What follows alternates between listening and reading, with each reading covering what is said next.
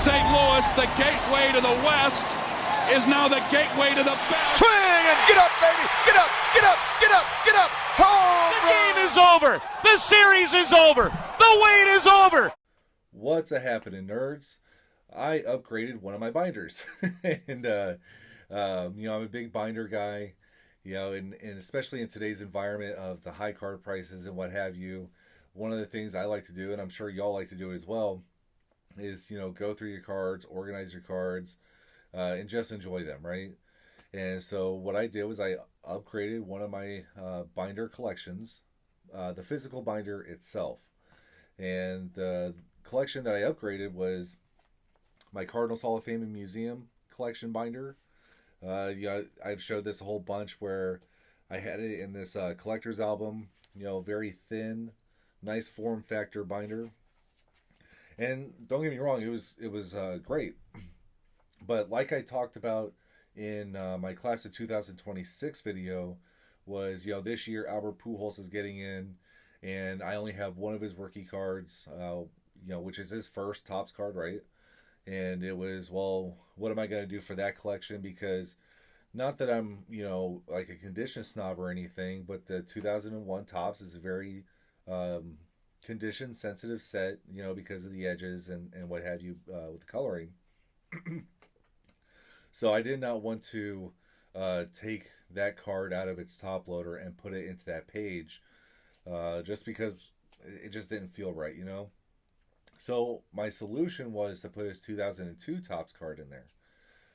But I don't know, for months and months now, between watching videos on Facebook and seeing ads seeing videos on the YouTube and then ads on the Facebook, there's those top loader binders. Rev Steve had one where he had the 9 pocket page binder, and he's putting in cards, 3 of each year and things like that. There's been tons of reviews on these things. But what I did was I bought a BCW Z Folio. And, Shane, he's got his Z Folio collections and everything, right?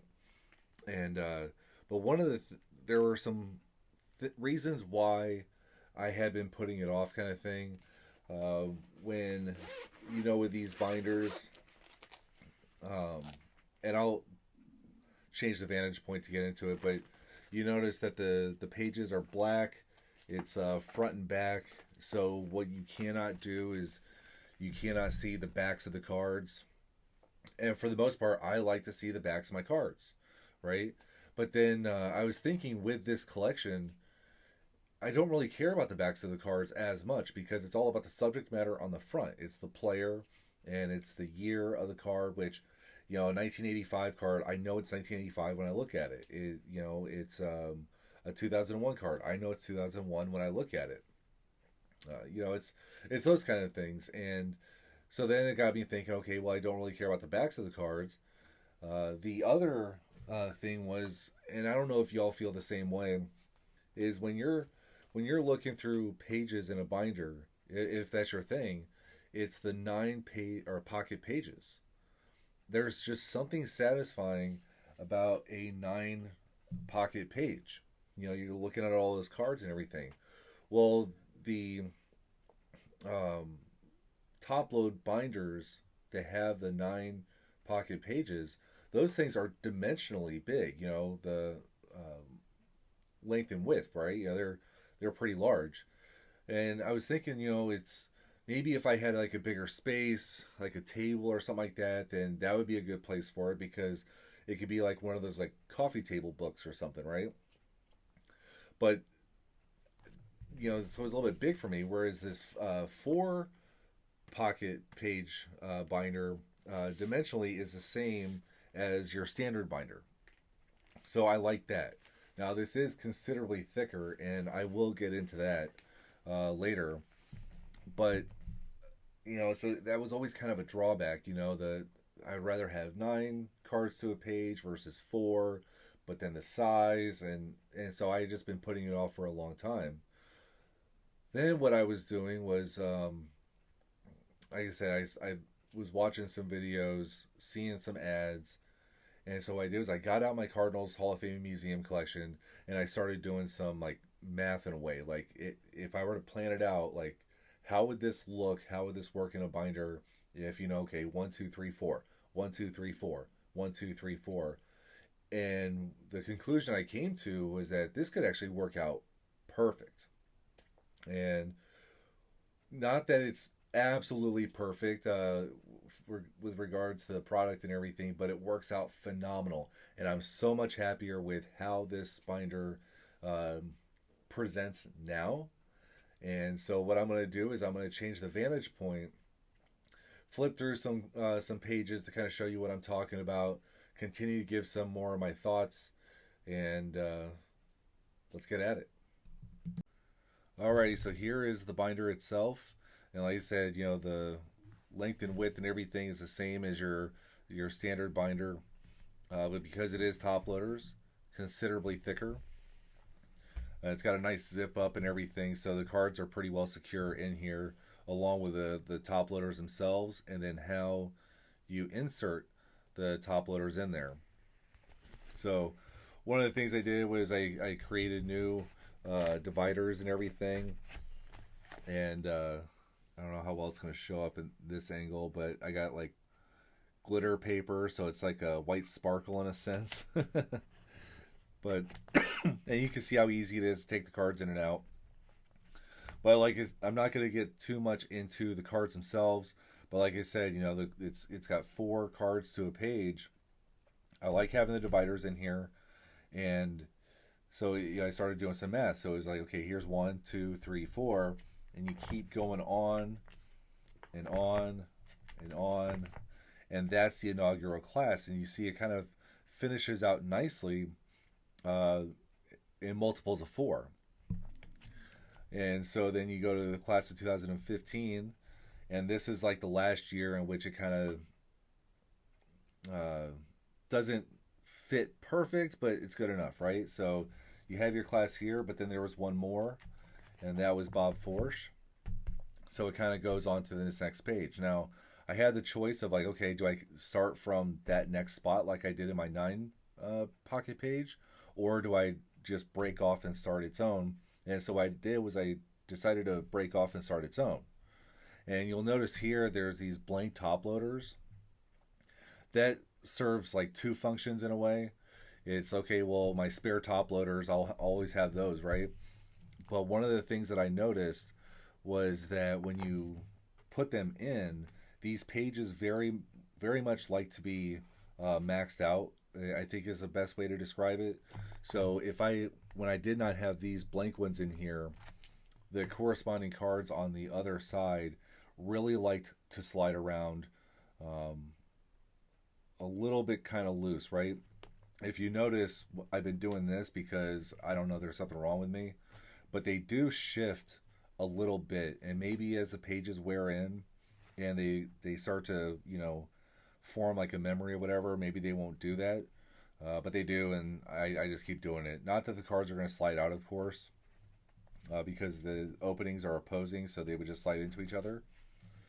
But yes, I did notice that with these pages, so I went ahead and inserted these in, so that way, like as I'm flipping through like this, these don't want to slide around as much. So then now you kind of get into why this binder, the 4 pocket pages really are perfect for this collection. Because typically what the Cardinals do is they'll induct anywhere between 1 and 3 members into the Hall of Fame a year now. So you got the class of 2016, 17, 18, and you see it is working out perfect. 19, 20.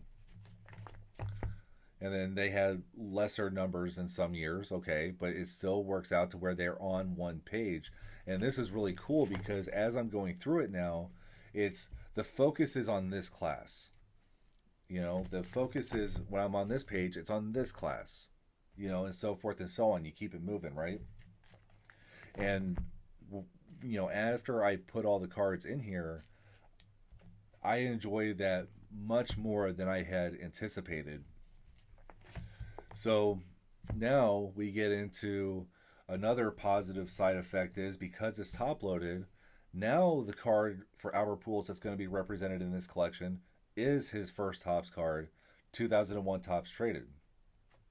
And I love that because I'm not going to collect Albert the same way that I collect several other players, so I don't feel the need to have one card for this collection, one card for that collection, similar to what I have for this Yachty card. You know, there's one here, there's one in my Yachty binder, and you know I've talked about that before with like Ozzie Smith cards. That's why I have doubles of some cards because I like having the card with that collection and it not moving around. So now I am very well comfortable and satisfied with having my rookie card of Pujols in this binder with this collection instead of having to choose either another one or because the way my brain works and the way I collect, getting a second copy, that's not really a cheap card anymore, even ungraded lower condition. So, you know, the class of 2026, that card and how this is all laying out, this is absolutely perfect. I I wish I would have bought one of these binders months ago, you know, and then you know, as you've seen before, I'm able to have my nominees page and everything. Went ahead and created a couple spacers, dividers, however you want to describe it, for follow-on years. Now, one of the things I'll say is this binder holds, I believe, 144 top-loaded cards, whereas the Zion alternative or comparable, I believe it holds 112 cards. Now, why did I buy the Zion, or not the Zion, but the BCW, is because it was in stock, and it came in white. You know, because there are so many colors under the sun that they offer these in, and I thought white would be really classy. You know, I like having a sticker on the front, and it worked out great. Additionally, it wasn't textured. So anyway, those are the reasons why I picked this over the Zion alternative. It was not necessarily the card capacity. Now, speaking of card capacity, so I had a lot of extra pages. And one of the things that Jeff over at A Fine Card Collector got me in on was rookie cards of when, you know, before they were Cardinals kind of thing. I'm still deliberating on whether or not I'm going to put like the 62 Brock that he sent me in this binder or not because it's associated with his Mag Pro, blah, blah, blah. But you see I picked up like a Whitey Herzog, Tony La Russa, Bruce Sutter, and these spaces are all game planned out. And it's not so much a post-war rookie Hall of Fame collection. It's rookie cards of players that are in the Cardinals Hall of Fame and Museum. So that's why there's no game plan for like Dennis Eckersley or something, or Larry Walker. Additionally, it's my collection centers around, you know, first Topps card. This is Scott Rowland's first Topps card. It's not his rookie card, but it's his first Topps card, and that's what I want to... That's the theme I want to keep going with this. And, well, we know Adam Wainwright's going to get in, so went ahead and put his card in there. Now, moving forward, so it's like the Cardinals Hall of Fame and Museum collection is what it is. It centers around their first Topps card as a Cardinal. And so now that kind of continues where I'm able to kind of grow this collection by, you know, the rookie cards, first Topps cards, of players who the Cardinals acquired later on in their careers. Well, that still leaves these pages right here, and so that just allows, you know, for follow-on years, you know, because every year it's going to be a new page. Every year there's going to be players that get in that did not come up with the Cardinals, and I have to get their rookie card, first Topps card. So I imagine that these pages can fill up faster than what you might expect. Okay, well, getting back into the product itself, this card, or this binder, is very thick already. There's not a whole lot of room. And I counted it out, so there's 7 pages left. This is how thick 7 pages are fully top loaded. And this is how thin those pages are before top loaders ran them. So I do have concerns on, let's say this were maxed out. Would this thing be busting at the seams? How is that going to work? I don't know. I suppose I could simulate that by top loading put top loaders in the rest of those pages and see what it looks like long term. But at the same time, I don't really feel that there's a need. There is a little bit of room to grow. And I'll cross that bridge when I get there, because we're talking years from now that may be an issue. So this is, of course, not a long-term product review or anything like that, but I just kind of wanted to show this new binder that I got in. You see I put this sticker on here, and I like the contrast of this and the white. That's why, again, going back to why I picked what I picked, and just like how it's working out with, you know, how each class is just, you know, compartmentalized, and it just works out so good. And I'm overjoyed with how this turned out, you know, because like before it'd be this class and another class or partial classes on a page, and the flow of it could have been better, obviously, because this flow is so much better than what that collection was before. Absolutely satisfying. So with all that being said, I'm going to give some closing thoughts on the other side. All right, so I hope you all like that. You know, my review in a sense of this 4 pocket page top load binder, and how, you know, if it fits for me and this collection. You know, because one of the things I'll say is like this sort of binder would not fit at all with other collections that I do. You know, it's the ability to add pages, add different kinds of pages, you know, the 4 pocket, 3 pocket, 8 pocket, 9 pocket pages that are required for like my Ozzie Smith collection. You know, my Yadier Molina collection, it's, you know, I have graded cards, I have one-touch cards, I have top-load cards, I have, you know, just the normal cards. So I need the different pages for that, right? You know, Red Shandy's has odd-size cards, larger size cards, so I need different pages for that. You know, the Yadier Molina Gold collection, I just liked having the 6 cards to a page, and I want to see the backs of those cards. So this would not work for that, and I like how it's the pages are complete. There's no extra pages. So it's one of those things where this is a great product depending on what you are wanting to do. Do you want to see the backs of the cards? This doesn't work.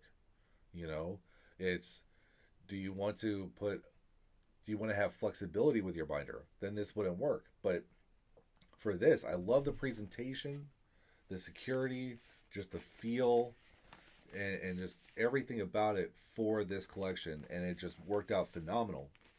Now, if all those things I said don't apply to you, this can be absolutely amazing. And then, of course, like I said, there's the larger one, and maybe that'll work for you too, like it did for Steve, and like it does for so many other people. It's like what Godlike Collectibles, he has like a Puerto Rico collection that he had in a video he did a couple of years ago, a Hall of Fame collection he did a couple of years ago, and things like that. So anyway, this is absolutely awesome. This is how I'm nerding out, and thanks for nerding out with me.